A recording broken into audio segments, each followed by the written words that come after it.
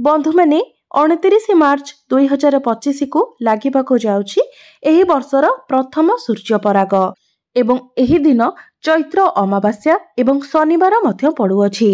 विशेष कथा हेउछि एही दिन शनिंकर महापरिवर्तन हेबाको जाउछि, जहाँकि दीर्घ 2.5 वर्ष परे शनि निजर राशि परिवर्तन करबाको जाउछन्ति।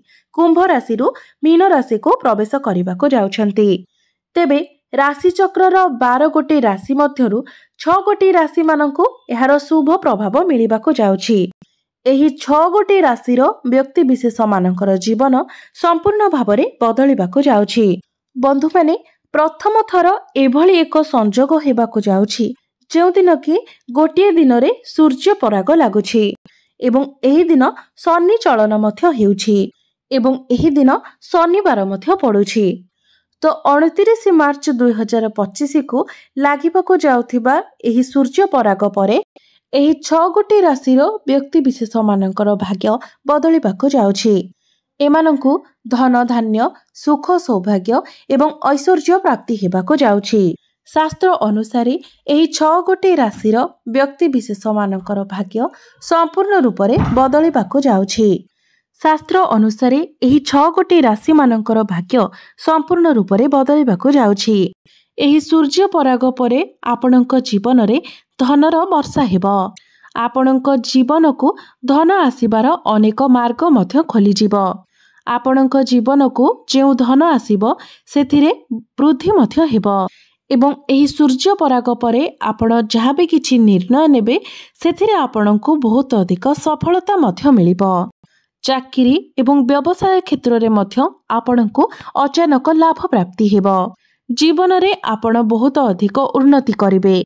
तेबे आसंतु जानि नेबा एही 29 मार्च 2025 रे लागिबाको जाउथिबा सूर्य पराग केतेबेले आरंभ हेबो एवं सूर्य परागर समाप्ति केतेबेले हेबो।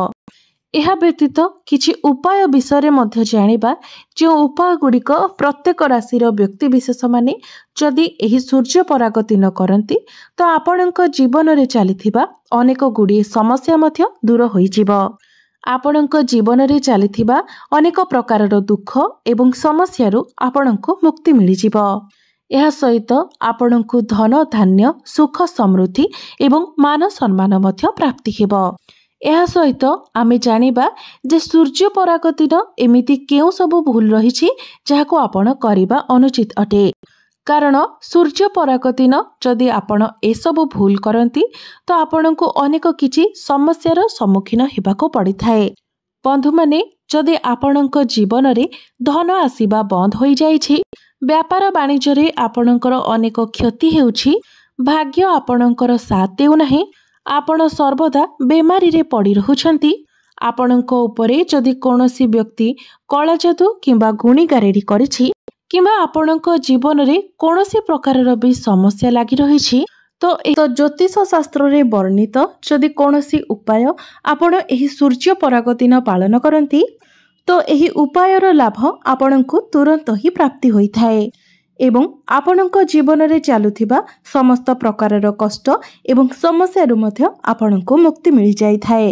तापरे आमे जानिबा जे केउ 6 गोटी राशि मानकर भाग्य एही सूर्य पराग ठारू बदलिबाको जाउछि। तेबे बंधु माने वीडियोटी रे आगको बढ़िबा पूर्वरु आपण माने वीडियोटी को लाइक करी चैनल टी को सब्सक्राइब करि दियंतु एवं कमेंट बॉक्स रे जय शनिदेव निश्चय लिखंतु। तेबे बंधु माने वर्षर प्रथम सूर्य परागटी कोनोसी मामूली सूर्य पराग नुहे, बरं एहा एक महा सूर्य पराग हेबाको जाउछि, जहाँकि एही 29 मार्च 2025 शनिवार दिन लागिबाको जाउछि। एही दिन चैत्र अमावास्या पड़ुअछि। धार्मिक मान्यता अनुसार एही सूर्य पराग समय रे समस्त दैवी शक्ति मानकर प्रभाव कम होई जाइथाए। तेबे वर्षर एही प्रथम सूर्य परागटी 29 मार्च 2025 राति 9:01 आरंभ हेबो एवं एहार समाप्ति मध्यरात्रि 2:02 हेबो। तेबे बंधु माने एही सूर्य परागटी भारत रे दृश्यमान हेबो नाही। तेबे भारत रे एहा दृश्यमान नहेले मध्य एहार प्रभाव समस्त विश्व उपरे पड़िथाए। एहार प्रभाव समस्त राशि मानक उपरे मध्य पड़िथाए। एवं जदि एही दिन आपण कोनोसी उपायर पालन करती तो सही उपायर प्रभाव मध्य आपणको तुरंत ही प्राप्ति होई थाए। बंधु माने जेबे भी सूर्य पराग होई थाए सेतेबेले सूर्यदेव निजर राशि परिवर्तन करिथांती एवं एहार संपूर्ण प्रभाव 12 गोटी राशि मानक उपरे पड़ी थाए। तेबे बंधु माने जो व्यक्ति मानकर कुंडली रे सूर्य मजबूत स्थिति रे रहिथांती भल स्थिति रे रहिथांती सेही व्यक्ति निज जीवन रे बहुत उन्नति करि थाए। विशेष करी सरकारी क्षेत्र रे ताको बहुत अधिक सफलता मिली थाए। भाग्यर साथ मध्य सेही व्यक्ति को मिली थाए। समाज रे सेमानंकु बहुत अधिक मान सम्मान मध्य प्राप्ति होई थाए। एवं एथर जेतेबेले सूर्य पराग लागिब तो तुरंत ही एही 6 गोटी राशि मानकर भाग्य बदली जिव। तो एबे आसंतु जानिबा सूर्य पराग दिन केउ उपाय करिबा द्वारा आपणकर भाग्य सुना परि चमकी थाए एवं आपण आपणकर जीवन रे बहुत अधिक उन्नति करिथांती। एहा परे जानिबा केउ 6 गोटी राशि जो मानकर भाग्य एही सूर्य पराग ठारू बदलिबाकू जाउछि। सेथिपई आपण माने भिडियोटी को शेष पर्यंत निश्चय देखंतु। बंधु माने मने रखंतु जे जेते समय पर्यंत सूर्य पराग लागि रहिबो ना सेते बेल पर्यंत आपण निज गृह रे खाद्य प्रस्तुत करिवे एवं ना ही सेही समय मध्यरे आपण निजे खाद्य ग्रहण करिवे। द्वितीय रे एही समय अवधि मध्यरे महिला माने निज केशरे तेलर व्यवहार करंतु नाही। एहाकू बहुत अशुभ माना जाए।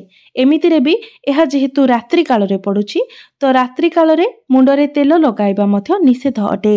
एहा व्यतीत सूर्य पराग समय आपण कोनोसी धारुआ वस्तुर मध्य प्रयोग करंतु नाही।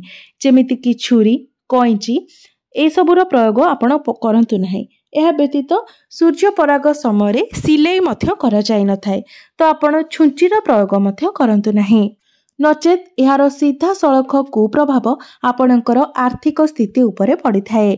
आपण जदि विवाहित अटंती तो एही सूर्य पराग समय आपण शारीरिक संपर्क मध्य रखंतु नाही, कारण एपरि करिबा द्वारा आपणको अनेक प्रकारर दोषर सामना करिबाको पड़ी थाए। तेबे एबे आसंतु जानिबा जे प्रथम उपायटी कोन अटे। तेबे प्रथम उपायटी हेउछि ऋण करजरु मुक्ति पाइबार महा उपाय। बंधु माने जदि आपण एपरि किछि ऋण करजर माया जाल रे छंदी होई जाइछंती जेउथिरो आपण बाहरी पारु नाहंती, ऋण करजर भार आपणको उपरे बढ़ी जाउछि, आपणकर आर्थिक स्थिति धीरे धीरे दुर्बल होई जाउछि, आपणको सर्वदा सेथि पई मानसिक चिंता द्वारा गति करिबाकू पडुछि। तो सूर्य पराग दिन जेमिति ही राति 9:01 रे सूर्य पराग आरंभ हेबो सेही समय आपण गोटे लाल रंगर कपड़ा नहीं जातु एवं सेही नाली रंगर कपड़ा उपरे आपण गोटे मुठा लवंग रखि दियंतु। तेबे ध्यान रखिबे लवंग गुड़िक जेमिति संपूर्ण निखुण होई थाए। तापरे सेही कपड़ा रे आपण पुटुली बनै दियंतु। तापरे एहाकु नै आपण निजर पूजा घरे रखि दियंतु। तापरे सेही पुटुळीटिकु नेकी आपण 30 मार्च दिन मंदिर बाहर थिबा कोनोसी भिकारी को दान दे दियंतु। एतिकी उपाय जदि आपण एही सूर्य पराग समय करि दियंती तो निश्चित भाबरे आपणको समस्त ऋण करजरु मुक्ति मिली जिवो। 1 मास भितर ही आपण एहार रिजल्ट देखिबाको पाई परिबे। आपणको जीवन को धन आसीबा आरंभ होई जिवो। अनेक स्रोतरु आपणको रोजगारर पंथा मिली जिवो एवं आपण आपणको जीवन रे अनेक उन्नति करबाको लागिबे। आपणको जीवन को धन आसीबार जे बाट गुड़िक बंद हो जाइथिला से बाट गुड़िक पुनर्बार खोली जिवो। अनेक मार्ग आपणको धन रोजगार करिबा पई मिली जिवो।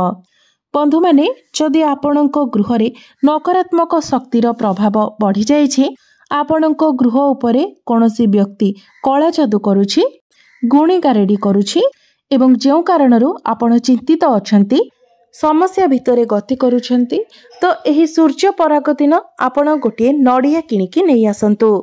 तापरे सेही नड़िया को आपणको गृहर समस्त सदस्य मानक मथारे छुआई नियंतु। तापरे नड़ियाटिकु नै आपण निजर ठाकुर घरे रखि दियंतु। तापरे सेही नड़ियाटिकु आपण ता पर दिन अर्थात 30 मार्च दिन मंदिरर पूजारी को देई दियंतु। एपरि करिबा द्वारा आपणक गृहरे थिबा नजर दोष कटि जाइथाय। समस्त प्रकारर नकारात्मक शक्तिर प्रभाव मध्य दूर होई जाइथाय एवं आपणक गृहरे सकारात्मक ऊर्जा मध्य संचार हेबो। बंधु माने तंत्र शास्त्र रे उल्लेख करा जाइछि जे सूर्य पराग परदिन जदि आपण निज घर को सदाबहारर फूल गछ नहीं आसंती एवं ताकू आपण गृहर परिसर मध्यरे लगांती तो एपरि करिबा द्वारा आपणकु माँ लक्ष्मीकर अशेष कृपा प्राप्ति होइथाए। बंधु माने सदाबहारर गछटी एक एपरि गछ होइथाए जेउथिरे माँ लक्ष्मीकर अष्ट रूपर वास होइथाए। तो आपण सूर्य परागर परदिन आपण निज घर को गोटे सदाबहारर गछ नहीं आसंतु एवं एहाकु नै आपणक घरर पूर्व दिगरे लगाई दियंतु एवं प्रत्येक दिन एहार जत्न नियंतु, एहाकु जल अर्पण करंतु। एतिकी उपाय जदि आपण सूर्य परागर परदिन करि दियंती तो निश्चित भाबरे आपणकु माँ लक्ष्मीकर आशीर्वाद सदा सर्वदा प्राप्ति हेबो। आपण निज जीवन रे बहुत अधिक उन्नति करिवे। आपणक जीवन को धन आसीबा आरंभ होइजिबो। एहा व्यतीत आपणक गृहरे केबे भी धनर अभाव मध्य हेबो नाही। तो एबे असंतु जानि नेबा सेही भाग्यशाली राशि मानक विषय जे मानकर भाग्य एही सूर्य पराग ठारू बदलिबाकू जाउछि। तेबे प्रथम राशिटी हेउछि मकर राशि। तो सूर्य पराग परे आपणकर भाग्य प्रबल होइजिबो। आपणक जीवन को धन आसीबार अनेक मार्ग खोलिजिबो। आपणकु माँ लक्ष्मीकर अशेष कृपा प्राप्ति हेबो। आपणकु नवग्रह साथ देवा आरंभ करिदेबे।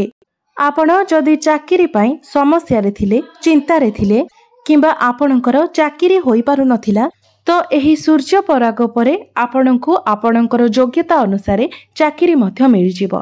कारण आपणकर एही सूर्य पराग परे शनि 7.5 संपूर्ण रूप से समाप्ति होई जिवो, जहा फଳରେ आपणक जीवन रे चालुथिबा अनेक समस्या धीरे धीरे दूर होई जिवो। भगवान शनिदेवंकर कृपारु आपणक जीवन रे एपरि एक परिवर्तन हेबाकू जाउछि जहा फଳରେ आपणक जीवन रे थिबा समस्त समस्या गुड़िक दूर होई जिवो। व्यापार वाणिज्य क्षेत्र रे आपण अनेक उन्नति करिवे। आपणकर भाग्य संपूर्ण रूप से बदली जिवो। द्वितीय राशिटी हेउछि तुला राशि। एमितिरे भी तुला राशि पाई शनिदेव हेउछंती जोगकारक ग्रह। तो सूर्य पराग परे आपणक पाई बहुत भल समय आरंभ हेबाकू जाउछि।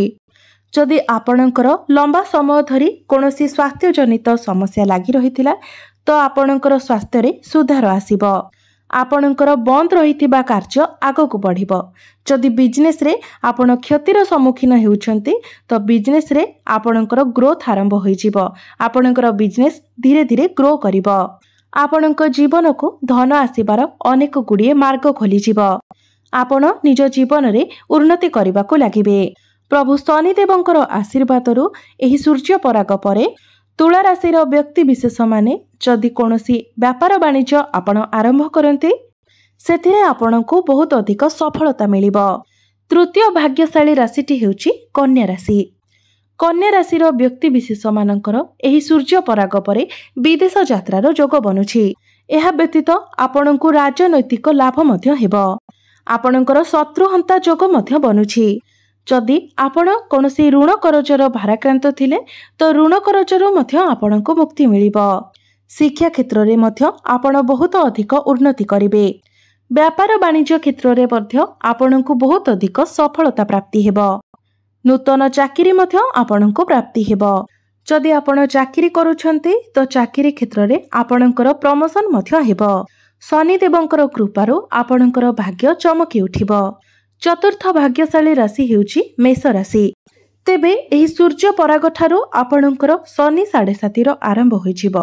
मात्र आपणकू एहार अशुभ फल सहित अनेक गुड़िए शुभ फल मध्य प्राप्ति हेबो।